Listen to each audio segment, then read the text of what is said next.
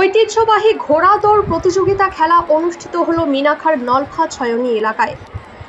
গ্রাম বাংলায় হারিয়ে যাওয়া এই ঐতিহ্যবাহী খেলা দেখতে আসেন দূর দূরান্ত থেকে হাজার হাজার মানুষ। এই খেলাকে কেন্দ্র করে গোটা নলফা ছয়ানি এলাকা জুড়ে আনন্দ ও উৎসবে মেতে ওঠে উৎসুক জনতা। নলফা ছয়ানি গ্রামবাসীর আয়োজনে এই খেলা অনুষ্ঠিত হয়। এই অনুষ্ঠানে উপস্থিত ছিলেন জেলা পরিষদ সদস্য আবুল কালাম মল্লিক, মিনাখা পঞ্চায়েত সমিতির সভাপতি সাইফুদ্দিন মোল্লা, বামনপুকুর অঞ্চল সভাপতি নিজাম উদ্দিন আহমেদ, মিনাখা অঞ্চল সভাপতি হোসেন গাজী, স্থানীয় পঞ্চায়েত সদস্য একরামুল গাজী, সম্পাদক ফজলু হক মোল্লা, সহ সম্পাদক শুকুর আলী মোল্লা, কাউসার গাজী, আখমান গাজী, জয়নাল আবেদিন গাজী, মজিবর গাজী সহ সমস্ত সদস্যরা। এই ঘোড়া দৌড় প্রতিযোগিতায় 30টি ঘোড়া অংশ নেয়।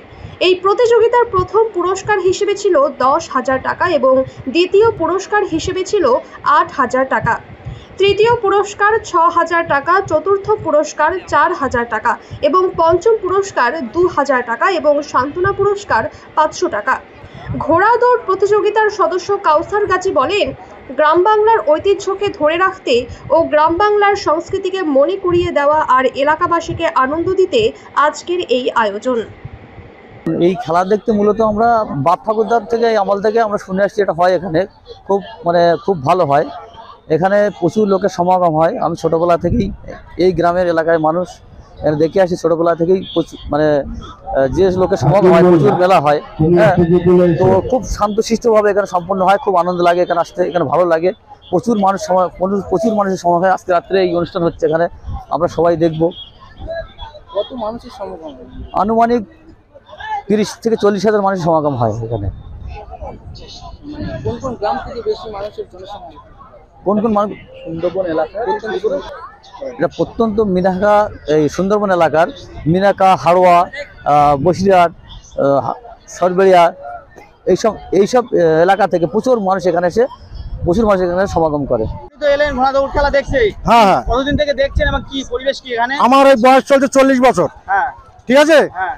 আমি ধরো ওই 5-7 বছর ঘোড়া পাল্লা আমি দেখছি, আমার বুদ্ধি জ্ঞান হয় আর কি। আচ্ছা। আমার বাপ চাচারা দাদারা যারা দিত এই ছয়ানি ঘোড়া পাল্লা, মাঠটা বিহার মাঠে ছিল। ওখানে মাঠ সম্পে হয়ে গেছে, এই মাঠে নিয়ে এসছে, তারা সব মরে গেছে। এখন নলপা ছয়ানি পরিচালনা বিশাল একটা ঘোড়া দৌড় হয়।